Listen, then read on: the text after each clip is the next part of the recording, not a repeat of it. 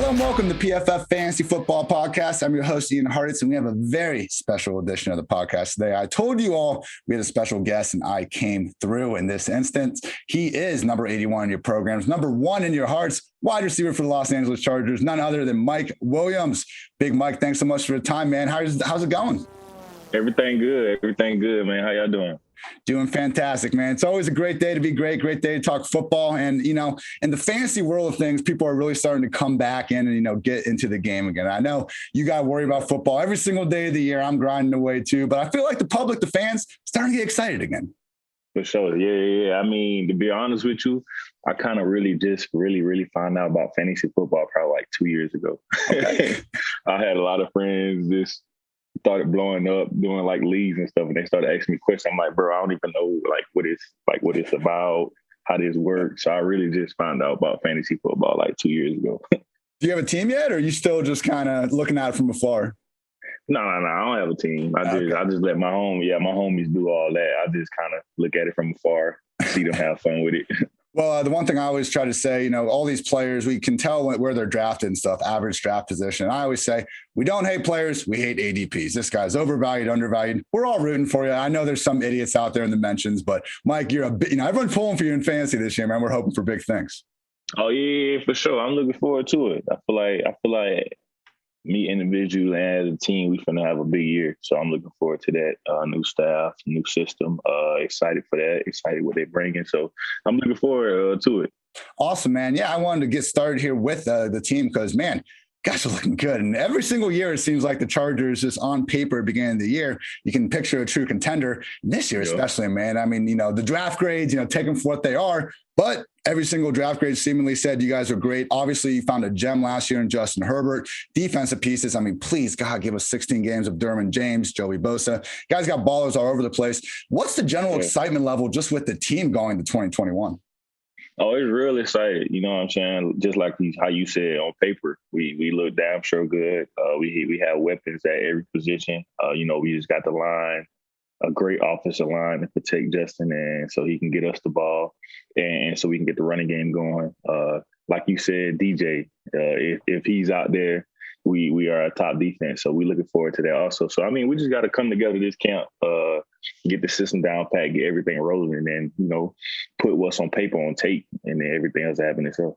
Have you ever, because I remember when the training camp videos were coming out last year, like Derwin was just going one-on-one with Keenan Allen and looked like he was holding his own. Have you ever seen a safety just be able to even, you know, do that at least even at a decent level like Derwin can? Hey, that's the type of player he is. I mean, DJ, he's very versatile. You know, he can go in the box, he can play over the top, he can guard and slide against anyone, number one receiver. So, I mean, that's the type of energy he brings. We compete in practice all the time, and we just love that. To see that in practice every week, just get us better and ready for games on Sundays. It's fun, man. I feel like basketball kind of made the shift to these like more positionless players. And it seems like football, you know, we're still defining guys, you know, in their designated position, obviously, but we're starting to get there. We're starting to get, you know, smaller guys coming out, getting design touches. I feel like football today in 2021 is just a lot more fun with the schemes and stuff going on. Than it is. It's a lot more people touching the ball, making things happen. And it's a lot of players that can do that. So a lot of coaches are seeing that. So they're looking for those type of guys now just to get the ball in their hands, make things happen on their own. So, yeah, that's what the league come today. We just got to run with it. And obviously helps when you have, you know, a hell of a quarterback under center to help get everyone the ball. You guys seem to have one in Justin Herbert. I mean, the big thing for me last year, like Tyrod starts the season and stuff, unfortunately has a lung issue. So to see Justin Herbert really go tit for tat with Mahomes in his first career start after not even knowing he was going to be under center until a couple hours before the game. I mean, you had to be at least a little bit surprised with how well he stepped up on short notice like that. I was. I mean, if he were in there and we knew that he was going to be in there from the start of the game, it would have been a little different. But him to actually, like, soon as we walking on the field, them telling him, like, hey, you got to go in, Tyrod. Something just happened to him. Everybody like, huh? Like, what's going on? And then he went in there, showed that he got the guts to play at this level. And ever since then, he didn't turn back, look back. He kept his foot on the gas the whole season. And we just got to, you know, take that momentum from last year and just bring it this year and just keep it rolling. You got to feel almost like a night and day difference with Herbert, just in terms of chemistry, with the messed up offseason we had last year, not knowing, just having to go between Tyrod and Herbert. Is just the overall comfort level in the offense, or at least between you and Justin, just on another level this year? Yeah, for sure. I mean, just as far as not just me and him, but everybody else on the team also, as far as the alignment, the communication with him. Me and Keenan actually turned to each other one day in OTAs. Was like, bro, he a lot more vocal. Like, he talking a lot more. He feel a lot more confident in what he's saying and getting everybody on the same page. But that's what you want to see as a leader, as a quarterback on your team, is to take control and be that leader, be the voice of the offense. And he take control to do that this year. So I'm looking forward to it. I'm excited to see him play, and it's gonna be a huge year for all of us. Just 23 years young for Herbert. Ceiling is the roof for that dude here moving forward. Mike, I want to focus on you, man. You're the guest, obviously. You personally had another season filled with a lot of big plays. I mean, over the past 2 years, all receivers with 100 targets, you actually rank 8th in yards per target. Throw the ball to Mike Williams, good things happen. I know anything short of winning a Super Bowl is a disappointment, but, all 31 teams were disappointments last year then. So putting that aside, do you have a notable season highlight from last year from either a personal or team perspective that when you look back at 2020, you're like, damn, we did that situation or that game or that play that really went right for us? I mean, I don't really have no moment from last year. I feel like that Saints game was pretty special, man. Yeah, the Saints game was pretty special, but it was a loss though at the end of the day. I'm sorry. I just remembered you going up to catch that ball in the end of the fourth quarter. I had some highlight plays last year, but it's all about winning though. It's all about getting the W at the end of the day. And, that's right. Obviously he didn't make the playoffs or anything like that. So disappointment. But other than that, we had some highlights. We had some plays that we made that was good. But at the end of the day, we want to get the wins, make the playoff, win the division, get to the Super Bowl. So actually, it's in LA this year, so hey, maybe we go ahead and have home field advantage for that. Yeah, the Buccaneers just broke the curse for you guys last year. For sure. So maybe we can just keep it rolling at them. Awesome, man. Back to back. I like it. Yeah, man. I remember that Saints catch you had, a couple of the Bengals catches. I can't help but notice, man, you go up and get the ball, and it's almost like your whole focus is on the ball. That you take some rough falls out there sometimes, man. I know you've only missed 2 games over the past 3 years. Not injury prone, but man, are you just that focused on getting the ball sometimes you just forget to break your fall? It do be like that a little bit. I mean, I got told plenty of times that I need to, find a better way to land and come down right. But I mean, I can land right, and don't catch the ball where we at. You know what I'm saying? So I mean, my first thing is to catch the ball, but I have been kind of working on it. But it's hard to work on that when it just got to happen, I feel like. So I mean, I try to get better with it. Sounds good, man. Yeah, when you're just up that high and as big as you are, I can't even imagine trying to control my body that way. So truly, no hate or anything, just an observation. But yeah, man, you said it. Your highlight reel filled one dope downfield contested catch after another. I feel like most people call these 50-50 balls. I mean, what percentage, though, when it's you versus defensive back, when that ball in the air, what percentage do you really consider it? I don't know. My QB say 80-20.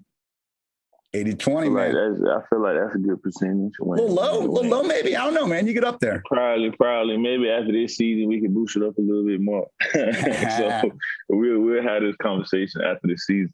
There we go. Deal, man. Hopefully we'll be saying 90-10 by the time that comes around. Sure. So, just taking a little step back. Growing up, favorite wide receiver that, either just admired or maybe tried to just kind of take your game off of? My favorite receiver growing up was Randy Moss. Nice. I feel like he was a freak athlete, fast, tall, catch radius crazy. So I mean, my favorite receiver was Randy Moss. That's who I kind of try to look up to and play like.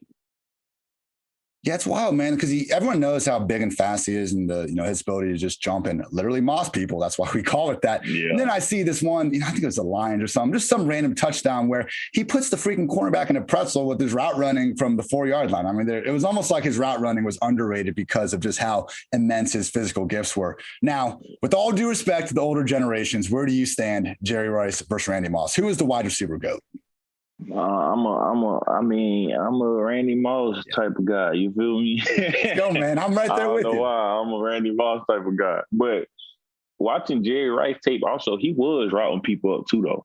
He was killing them. He had some good routes too. But I don't know, the era just a little different. I feel like Moss just was different. You know what I'm saying? He was taller, faster, stronger, and routes probably the same. So I'll probably go with Moss. I am right there with you, Mike. Good to hear it. So quickly, man, you have separate 1,000-yard and 11 touchdown seasons to your name, despite never getting more than 90 targets in a year. We're talking about fantasy before. We all want our wide receivers to get, 150 plus targets. I know you're down to do whatever the team asks. You share the offense with several other great receivers, but we're just wondering, do you think there could be a few more targets on the plate for yourself in 2021? For sure. All right, man. So. I think it's going to be a lot more than I ever had in previous years. So I'm looking forward to that. It's going to be fun. I mean, who don't like getting targeted? Who don't like getting the ball in their hand and making plays? I mean, that's what we're here to do, really. So I'm excited for it, and I'm going to take advantage of it. That's all I can do. Absolutely, man. I remember that the Chiefs game a few years ago. I think Keenan got hurt pretty early, and all of a sudden you just became, the real featured part of the passing game. You're scoring a touchdown in reverse all of a sudden. You're making things happen more underneath areas of the field. It seems like you've only tapped like a small part of what you could actually do, with a full route tree and, more featured usage. Yeah. I mean, I feel like every game that Keenan was kind of out of, and it was just me and, got to do my thing. I did my thing. That's what I was drafted to do, make plays. With Keenan being out, obviously it's going to be more on my plate. I take advantage of it every chance I got. So, yeah, with me and him, I feel like we're a good duo. We complement off each other, and it's going to be fun this year because we're gonna do a lot of different things to get both of us the ball and everybody else the ball. So I'm looking forward to it. Awesome, man. I was going to ask you about Keenan next. I mean, in my opinion, one of my favorite receivers of the past decade was Stevie Johnson, and just some of those quirky route running he was able to put on, paper. He's the only guy still chilling at Revis Island, just sitting there in the sun, hanging out. Always got to him. And Keenan, I feel like is, he's evolved, and, he's not the same receiver as Stevie, but I see part of that, just influence in his game. I believe they did spend, Keenan's first year and Stevie's last year together. Has there been a major takeaway or skill you've learned just from working with Keenan over the years? Because, I mean, again, just watching that dude's route running just is a glorious pastime. Yeah, and it's crazy because we actually watch a lot of Stevie tape, and Keenan, his route running is come from confidence, knowing that a defender is inside, heavy inside, and he have to get inside. His moves at the line and everything is very creative. His feet are awesome, man. He just be very confident in every release and everything that he do. That's why it works. But yeah, I mean, learning from him the last 4 years has been awesome. I learned a lot, and obviously we got together this offseason, and I'm gonna put a lot of it in my game this year. Fantastic, man. Now, excluding you and Keenan, what other NFL team do you think has the best 1-2 punch at wide receiver? Ooh, I don't know. We got a new contender in Tennessee after Julio got sent there. I think that would be my pick, him and A.J. Brown. A.J. Brown and Julio I feel like that's gonna be fun. Yeah, that's gonna be pretty good. There's some good ones around the league, though, man. I mean, I don't know. Yeah, a healthy Odell and Jarvis. That's damn near good too. People are hopping off the OBJ train, man. I don't get it. I mean, Ramsey came out, last week and said he's the second toughest cover in the NFL. Like, I understand the guy got hurt last year. I mean, he got hurt, but I mean, when healthy, he showed that he's one of the best in this league. I mean, OBJ, he's been making plays in this league since he got here. I mean, he's still doing it when he's out there on the field. But yeah, obviously he's one of the top receivers in this league too. Yeah. I like that OBJ Jarvis dark horse call there. All right, man, just got 2 more questions for you. Speaking of some wide receiver rankings, my goodness, man, I don't know what they're putting in the food at Clemson, but we got you, DeAndre Hopkins, Sammy Watkins, T. Higgins, Martavis Bryant, among others. Is it fair to call Clemson wide receiver you at this point? Yeah, for sure. And we still got them dogs coming out too. Yeah, that's true. For sure. Yeah, we produce. We produce and we keep them coming in and out, and we just keep it going. I mean, we don't rebuild at Clemson. We reload. So we keep them coming. Watching national championship, I'm like, oh, Justin Ross, this guy now looks better than just about, not better than anyone, but here's another guy coming up that just looks like an absolute. Yeah, he's fine. Special, man. All right. Last question, Mike. You're number 7 in high school. You're number 7 at Clemson. I believe you even wore 7 in minicamp as a rookie. I know the roster isn't finalized. From what I can see, Chase Daniel is number 7 at the moment. Would you like to get back to number 7? Nah, I'm gonna stay with 81. Okay. Yeah, I'm gonna stay with. I just got a puppy, a Frenchie, and I named him 7.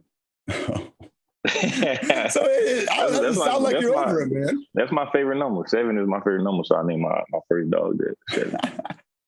That's fantastic. But I'm gonna stick with 81. 8 minus 1 is 7, so it's kind of some resemblance there. You feel me? That's the reason I got it, really. I like it, man. I like it. Well, I remember I was talking to T. Higgins on this podcast. He's 85, but he would like to go back to 5. And I said to T, I go, well, what if you made like a touchdown bet? If you scored 10 touchdowns next year, fans won't be upset. You move your number back, and everyone wins. Would you consider that? Because I feel like you're not over number 7. Maybe you scored 10 touchdowns this year. I'm cool with what I got now. Okay. Yeah, I'm not too big on the number thing, really. I mean, I feel like I got 81. Whatever number I came in with, I'd probably keep it the rest of my career if I can. That's fair. I do appreciate you holding it down for some of the wide receivers in the 80s, man, because it's kind of old school. I really didn't want to do it, but I had no other choice. It was 81 and 84. So Randy Moss, it was 84 and 81, but 8 minus 1 was 7. So I kind of got 81. I had no idea where the 81 came from. You just hit me with the 8 minus 1 is 7. Of course, yeah. Man. Well, Mike, that's kind of where it came from. Yeah, man. Well, that's going to wrap it up, man. Thank you again so much for the time. We here in the entire fantasy community, I can speak for all of them. Hope you just have, a season full of good health, big plays and all that. Anything you want to, give a shout out to the fantasy community or Chargers fans before we get out of here? Fantasy community Chargers fan. Hey, if you want to win all your leagues, go ahead and draft the kid, man. I won't let you down this year. This is the first year I'm really going to, tap in with y'all, focus on this fantasy. I'm going to turn up for y'all. So, yeah, let's go. Love it, Mike. Love it. Thank you so much, man. Go draft Mike Williams. You want to make money, this people, or just have fun, or do a combination of both. Always a good time. He's Mike Williams. I'm Ian Hartitz. This has been the PFF Fantasy Football Podcast. And until next time, take care, everybody.